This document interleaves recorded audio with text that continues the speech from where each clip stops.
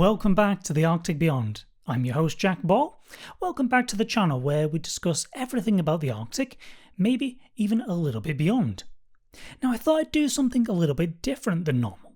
I've been sharing current events, news, science, things like that with you, but although I do love the Arctic, it's not my only love in life. I love films. I've always loved films, and I thought, why not combine the two things I love, and I can share some of my favourite films which are set in the Arctic or filmed in the Arctic, about the Arctic, and shine a light on a part of the film industry which really doesn't get that much attention. So let's have a go at sharing some of my favourite films about the Arctic, and let's start off with a real cult favourite and one I have a real soft spot for. 30 Days of Night from 2007, based on the graphic novel of the same name.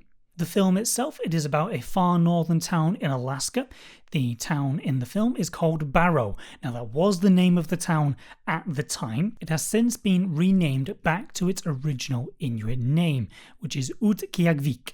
Now I will be referring to the town as Barrow in this review just because that is what they call it in the film, and it would just be confusing to change the names up. But they're referring to the town which, if you hear about it today, you would hear the word Utqiagvik rather than Barrow. So Barrow, it's overrun by vampires. Vampires invade the town of Barrow during the town's long midwinter darkness, which is said to last 30 days. The town sheriff, played by Josh Hartnett, must keep a group of townspeople alive during this vampire incursion long enough for the winter night to pass and sunlight to return to save them from the vampire threat. 30 Days of Night is a brutal, gory, grim survival horror film. The vampires are truly horrifying. They are blackened eyes, huge long needle teeth, and an endless supply of leather clothing. Really, really terrifying. And before we get into the meat of the film and the review, I do need to address something which just does not make sense about the core concept of the film. 30 Days of Night. The titular 30 Days of Night, it sounds poetic and scary, except what we see in the film isn't actually the real polar night. What you see in the film is just plain nighttime. You see, the day before the darkness arrives, the town looks like this. And then for the next 30 days, it looks like this, until the month is over and it returns immediately back to this. That looks pretty nice actually. It looks kind of like a holiday, a month of something a bit new, and then you return back to your normal life after about a month, which sounds alright, sounds doable. That's not the real polar night though. This is what it looks like before the polar night, during the polar night, and after the polar night. Barely any difference, right? You see, that's what the polar night actually is. What the film seems to suggest is that the day before the polar night begins, the sun's still nice up here, and then it just goes really quick. It just goes like an elevator. Not what happens. Of course that's not what happens. That's stupid. In the month before the month of darkness starts, the highest the sun gets is probably about here, and you only get about an hour, 2 hours of sunlight. The day before and after the polar night begins, the sun isn't high in the sky. Everyone is not getting their last tanning session in right before the 30 Days of Night starts. Effectively, the day before, the day after, you probably have a couple of minutes of sun, maybe 10 minutes of sun the day before, the day after. It's not, beautiful sunset and sunrise the day before and day after. And this, you can easily apply this for a month before and a month after. These vampires would have a good 2-3 months of basically complete darkness. That is realistically what would happen. They would hang around for a good 3 months easily, and then they would skedaddle. I hope the lecture on the polar night has been nice. That's probably not what you came here for, but that's just something that I cannot get out of my head. Okay, let's suspend our disbelief. No, there's one other thing. The town in the film Barrow, the town is supposedly cut off for this 30 Days of Night. The airport closes, the roads close, and everyone just has to settle in for the 30 days. I'm sorry, but who on earth would think that actually happens? Would a town just be abandoned for a month? Why? Because it's a bit dark? You don't think it's too dark? Really?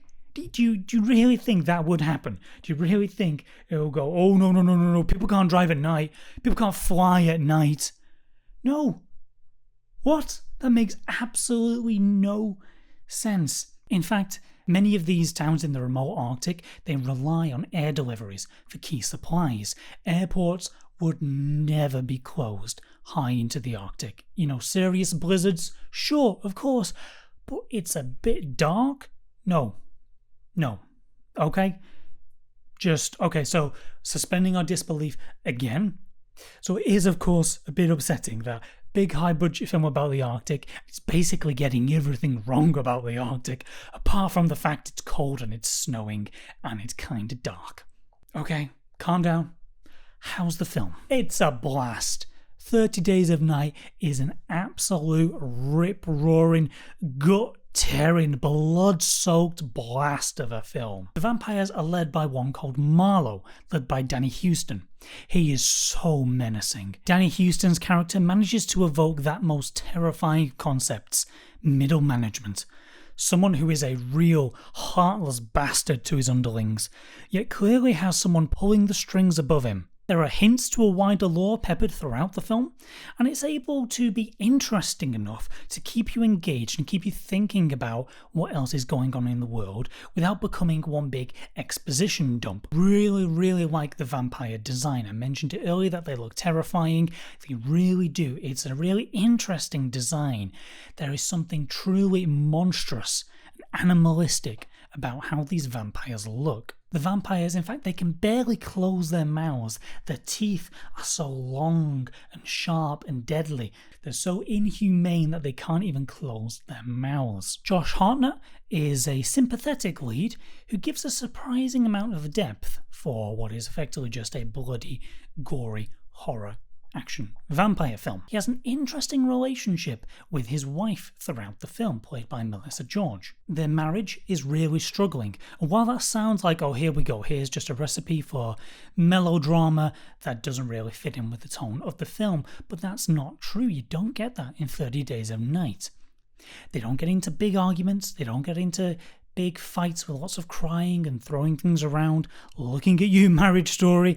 Instead, it's lots of passive aggressiveness, lots of dirty looks, lots of awkward silences, which is a much more realistic portrayal of a marriage that's, in danger. The coldness that they share towards each other is quite reflective of the place that they are. This isn't a fiery anger that they have towards each other. It is a deep-seated cold, much like 30 Days of Night. The story itself, it's one of survival, while throwing you those hints of something else going on in the wider universe of the film.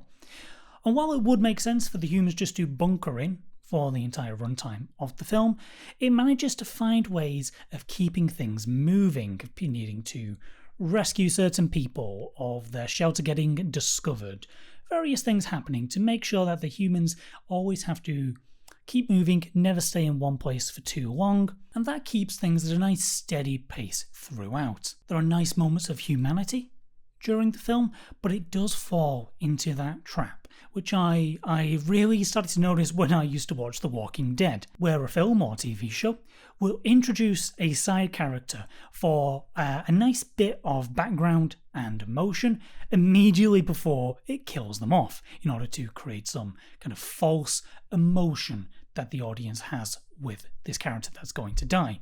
The problem, of course, is that as soon as that becomes a trend, it becomes immediately obvious, and even though this is just a fairly short film, you can feel that attempt to add fake emotional depth to the secondary characters in the film, and it largely doesn't work. And the ending of the film does have some moments which make you wonder what is in fact going on, if what you have been seeing makes any sense, but it is visually engaging, it is still gory and bloody. It is overall a satisfying and effective ending that the film has. The visual style of 30 Days of Night is excellent. Director David Slade, and especially the cinematographer Joe Willems, deserve great credit for how this film looks. He's done a lot of brilliant work with some really visually interesting films in the past, in the Hunger Games series, in the fantastic horror film His House, and the really interesting action film Red Sparrow. The town and the scenario do feel truly grim and helpless. The vampires feel extremely powerful. There is one shot in particular, a wide shot of the vampires going absolutely berserk within Barrow, killing so many humans in the process. That is a really standout moment, and I think that will go down among many of the best moments in vampire films. One last negative that I do have to bring up is the lack of Inuit representation.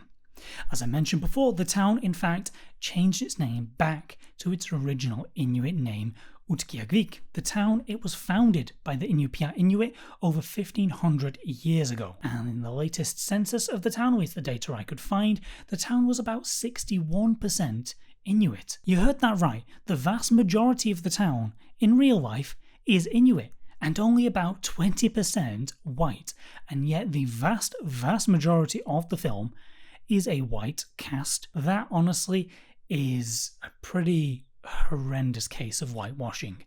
You know, this isn't a case where a majority white place, well, of course the cast has to be majority white because the people to represent the people have a majority white cast.